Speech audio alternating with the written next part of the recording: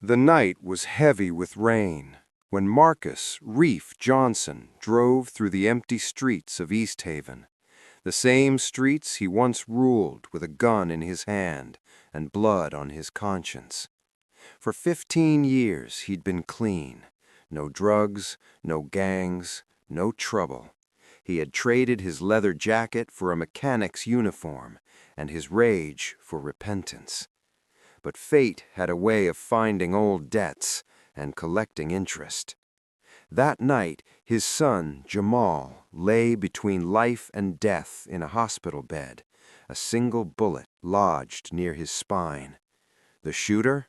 One of Marcus's old brothers from the very crew he abandoned, the East Kings. Welcome to Shadows of Justice, where crime meets compassion. If you are new here, don't forget to hit the subscribe button, like, comment, and share. For returning viewers, thanks for sticking to the channel. In the 1990s, Marcus Johnson was known on the streets as Reef, short for Reflex. He was fast with his hands, faster with his temper, and his loyalty was unmatched. The East Kings were more than a gang to him, they were family. His real family had fractured years earlier, his mother buried too soon, his father lost to addiction. By 21, Marcus had everything he thought mattered: respect, fear, and money. But he also had a record, a string of enemies, and blood on his hands. When his best friend Tyrell was gunned down in a drive-by gone wrong, something in Marcus cracked. He turned himself in for a robbery he didn't commit because, deep down, he was tired of the life. In prison, the quiet hours became sermons. He met a chaplain who spoke to him not with pity, but with truth. You can't fix what's gone, but you can stop it from spreading. Those words planted something in him. When Marcus got out at 32, he swore to never go back. He moved across the city, started working at a small garage, and met Denise, a nurse with a calm voice and fierce belief in second chances. She didn't know the full extent of his past, only that he was trying to make things right.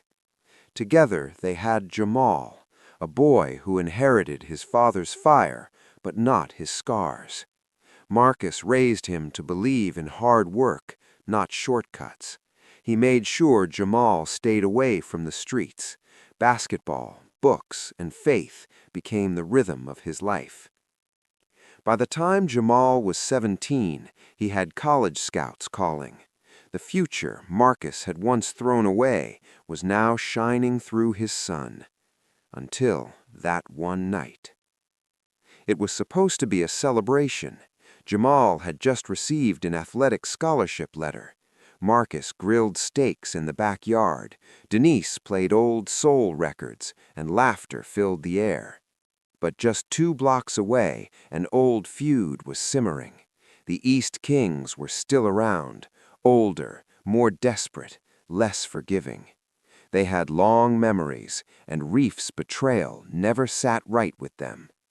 That night, a stolen car rolled down the street, tinted windows, headlights off. A drive-by wasn't planned, but when they saw Jamal outside taking the trash to the curb, they mistook him for someone else.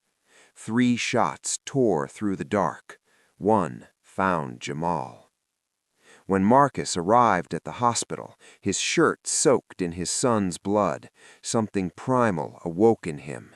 The same fire he had buried years ago now burned uncontrollably.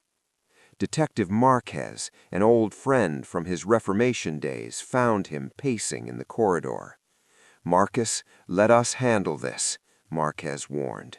"You know I can't," Marcus said, his voice low. "They came for my boy." In the days that followed, Marcus went back into neighborhoods he hadn't stepped foot in for years. The East Kings were fractured now, half of them dead, the others strung out. But one name kept coming up: Rado. the same man who once called Marcus his brother. Rado ran the corners now, older but still dangerous. When Marcus found him, it wasn't in an alley or a trap house. It was in a dingy apartment surrounded by kids who weren't even born when the East Kings ruled. Rado froze when he saw him. "Reef, I thought you were dead." "You almost made sure of that," Marcus said, "but you hit the wrong man's son." The gun in Marcus's hand trembled. He could feel the rage pulling him back to who he used to be, the old Reef whispering, "End it." But behind Rado, a young boy peeked from a doorway, wide-eyed and frightened. That look, it was Jamal's look when he was small, and in that instant, Marcus's grip loosened. He lowered the gun. "I came to end this," he said quietly, "but not like this." Marcus walked into the police station that same night.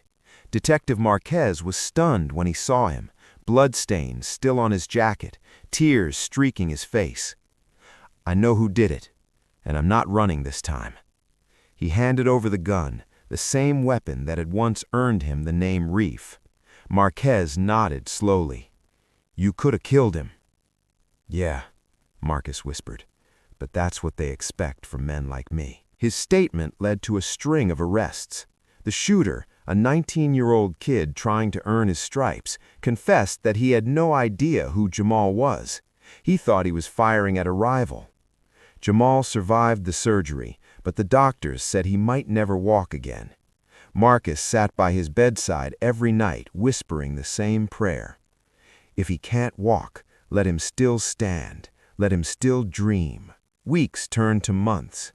Jamal's determination shocked everyone.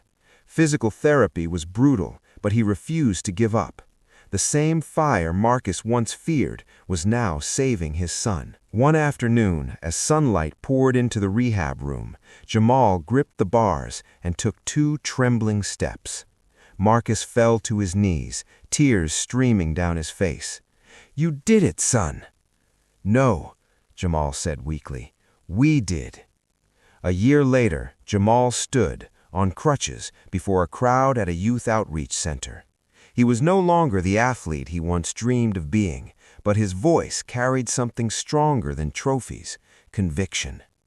"My father once thought leaving the gang would save him," Jamal said, looking at Marcus in the front row, "but it saved me too.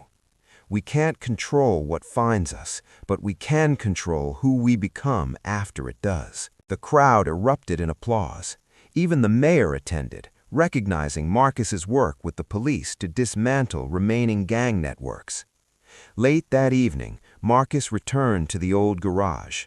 He turned on the lights, revealing the worn photo of his younger self taped to the wall, Reef, surrounded by the East Kings. He looked at it one last time, then pulled it down and fed it into the trash can's flame.